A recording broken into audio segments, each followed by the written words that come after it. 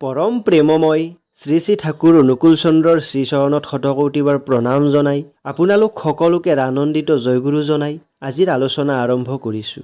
আজি আমি আলোচনা কৰিম পৰম প্ৰেমময় শ্ৰী শ্ৰী ঠাকুৰ অনুকূল চন্দ্ৰৰ অন্যতম প্ৰিয় ভক্ত অধ্যাপক পঞ্চানন সৰকাৰদাৰ বিষয়ে। পঞ্চানন সৰকাৰদাৰ এইটো দ্বিতীয় ভিডিঅ'। প্ৰথম ভিডিঅ'টিত আমি পঞ্চানন সৰকাৰৰ কেনেকৈ ঠাকুৰ দৰ্শন হৈছিল বা কেনেকৈ ঠাকুৰৰ সান্নিধ্যলৈ আহিছিল সেই বিষয়ত আলোচনা কৰিছিলোঁ। তাৰ পিছত কি হ'ল সেই বিষয়ে আজি আমি আলোচনা কৰিম। প্ৰথম 3 দিন আশ্ৰমত থাকি তেওঁ যেতিয়া ঘৰলৈ উভতি আহিছিল তাৰ পৰা আজি আমি আলোচনা কৰিম। 3 দিন আশ্ৰমত থাকি পিছত কলিকতালৈ ঘূৰি আহিল। কিন্তু আৰু কলিকতাত থাকি তেওঁৰ ভাল নালাগে। মনটো আকৌ আশ্ৰমলৈ ঘূৰি যোৱাৰ বাবে ছটফট কৰিছে।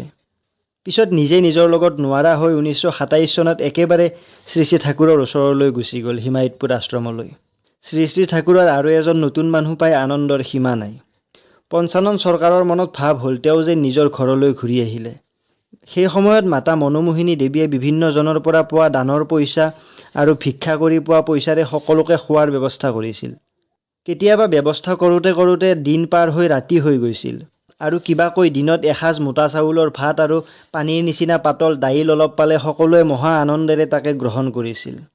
মাতা মনোমোহিনী দেৱীয়ে প্ৰতিদিনে সকলোৱে আহাৰ গ্ৰহণ কৰিলে নে নাই তাৰ খা খবৰ ৰাখিছিল আৰু কেতিয়াবা সকলোকে খুৱাই নিজৰ বাবে একো নাথাকিলে অকল পানী খায়েই শুই থাকিছিল। বিচনা বুলিলে পঞ্চানন সৰকাৰে গৰম দিনত পদ্মা নদীৰ পাৰত থকা পকীৰ বেদী এটি বালিচ লৈ শুই থাকিছিল আৰু বৰষুণ দিলে মাতৃ মন্দিৰলৈ দৌৰি গৈছিল। বৰষুণত বালিচ তিতি যোৱাৰ কথা ঠাকুৰৰ আগত জনোৱাত ঠাকুৰে বালিচৰ পৰিৱৰ্তে ইটা ল'বলৈ দিলে। পঞ্চানন সৰকাৰৰো উপদেশটো ভাল লাগিছিল। তেওঁ বালিচৰ পৰিৱৰ্তে এটি ইটা লৈ শোৱা কৰিলে।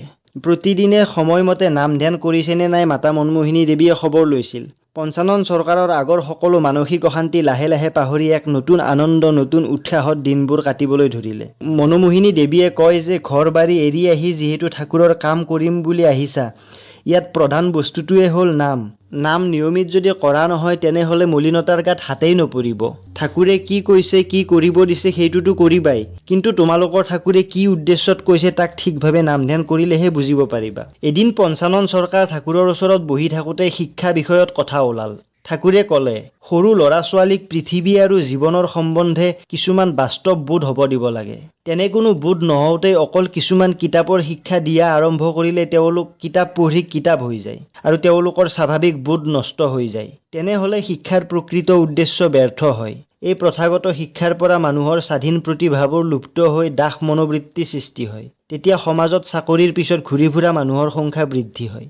যদি ল'ৰা ছোৱালীবোৰক 8-9 বছৰ স্বাধীনভাৱে চলিব দি মাক দেউতাকৰ লগত দৈনন্দিন সাংসাৰিক কাম কাজত যুক্ত কৰি স্বাভাৱিক বোধ জগাই দিব পৰা যায়, তাৰ পিছত 10 বছৰ বয়সত স্কুলত ভৰ্তি কৰি প্ৰথমৰ পৰা আৰম্ভ কৰি 3 বছৰ বয়সৰ ভিতৰত মেট্ৰিক পৰীক্ষাৰ বাবে উপযোগী কৰি তোলা যায়, তেনেহ'লে বহু উপকৃত হ'লহেঁতেন। পঞ্চানন সৰকাৰৰ মনত সংশয় হ'ল, 3 বছৰত কেনেকৈ মেট্ৰিক পৰীক্ষা দিয়াৰ যোগ্যতা অৰ্জন কৰিব পাৰিব।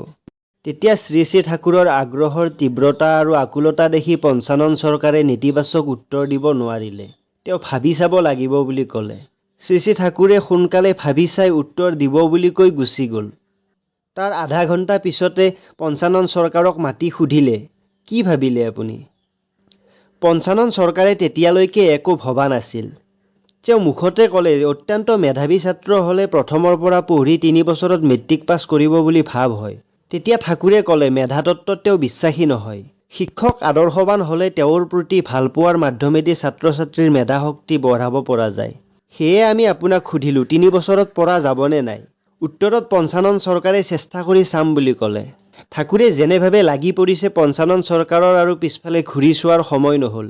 ঠাকুৰে লগে লগে আশ্ৰমত থকা 12 বছৰৰ পৰা 62 বছৰৰ সকলো মাসকলক মাতি ক'লে, পৰমপিতাৰ দয়াত ফাৰ্ষ্ট ক্লাছ মাষ্টৰ পোৱা গৈছে। সকলোৱে ফলি পেঞ্চিল বহী কলম লৈ আজিয়ে দুপৰীয়া কবিৰাজী ঘৰৰ সন্মুখত গছৰ তলত আহি উপস্থিত হ'ব। তাতে পঢ়া আৰম্ভ হ'ব। আৰম্ভ হ'ল এক ঐতিহাসিক অধ্যায়ৰ, একেবাৰে ঘৰুৱা কাম কাজ কৰা মহিলাসকলৰ শিক্ষা। তাৰ মাজত কিছুমান বৃদ্ধা মহিলা একেবাৰে অ-আৰ পৰা আৰম্ভ কৰি 3 বছৰত মেট্ৰিক পাছ কৰোৱাৰ এক অকল্পনীয় অধ্যায়। মাতৃবিদ্যালয় ক্লাছ মহা উৎসাহেৰে আৰু সাফল্যৰ দিশে চলি থাকিল। কিবা সমস্যা আৰু অসুবিধা পালে পঞ্চানন সৰকাৰ দৌৰি যায় মহাশিক্ষক শ্ৰী শ্ৰী ঠাকুৰৰ চৰণত আৰু অভিনৱ সমাধান লাভ কৰে। মাতৃবিদ্যালয়ৰ ক্লাছৰ উপৰিও দিনটোৰ প্ৰায় সকলো সময়তে শ্ৰী শ্ৰী ঠাকুৰৰ নিৰ্দেশত কোনো নহয় কোনোবা ছাত্ৰীক পৃথকভাৱে পঢ়োৱা কামত ব্যস্ত থাকিছিল পঞ্চানন চৰকাৰ। এদিন ঠাকুৰে তেওঁক মাতি ক'লে, ঠাকুৰৰ ডাঙৰ ছোৱালী সাধনাক অংক শিকাব লাগে। তেতিয়া পঞ্চানন চৰকাৰে ক'লে, দিনটোৰ কোনো সময়ত আজৰি নাই, ৰাতি 12টাৰ পৰা 1:30 এইখিনি সময় অলপ আজৰি থাকে। ঠাকুৰে মহা আনন্দেৰে ছোৱালীক মাতি আনি ক'লে, মাষ্টৰে ধুনীয়া সময় উলিয়াইছে, এইখিনি সময়ত কোনো সাৰে নাথাকে, চাৰিওফালে নিস্তব্ধ, অংক কৰাৰ বাবে এই সময়খিনি বৰ সুন্দৰ। সাধনাও প্ৰস্তুত হ'ল। পঞ্চানন চৰকাৰে তেওঁক মা বুলি মাতিছিল। মাতৃমন্দিৰৰ বাৰাণ্ডাত ৰাতি 12 বজাৰ পৰা পঢ়োৱা আৰম্ভ হয়। এদিন 1.5 পৃষ্ঠাজোৰা এটি ইণ্টিগ্ৰেল কেলকুলাছৰ অংক শেষ হোৱাৰ পিছত পঞ্চানন চৰকাৰে লক্ষ্য কৰিলে সাধনা দেৱী অবাক হৈ তেওঁৰ মুখৰ ফালে চাই আছে। কাৰণ কি জানিব খোজোতে সাধনা দি ক'লে, আপুনি মোক নিৰ্ভুলভাৱে অংক শিকাই আছে আৰু আনফালে শুই থকা মানুহৰ দৰে নাকৰ শব্দ হৈ আছে।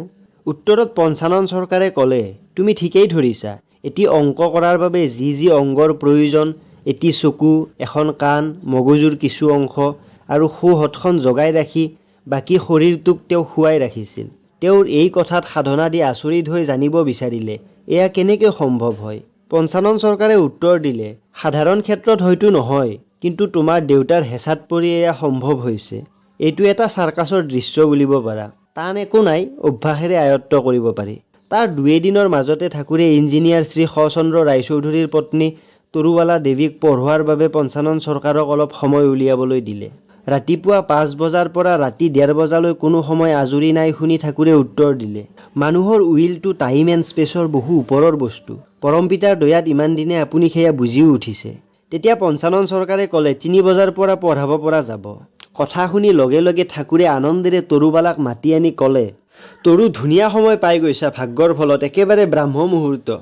এনেদৰে ৰাতি 3টা বজাৰ পৰা ৰাতি 1:30 বজালৈ প্ৰতিদিনে 22.5 ঘণ্টা ছাত্ৰীসকলক শিক্ষা দিয়া কামত ব্যস্ত থাকিছিল পঞ্চানন চৰকাৰ।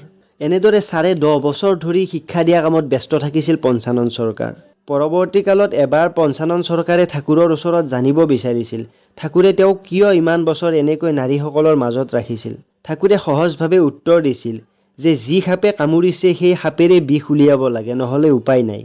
এই প্ৰসংগত অলপ বহলভাৱে আলোচনা কৰা প্ৰয়োজন হ'ব।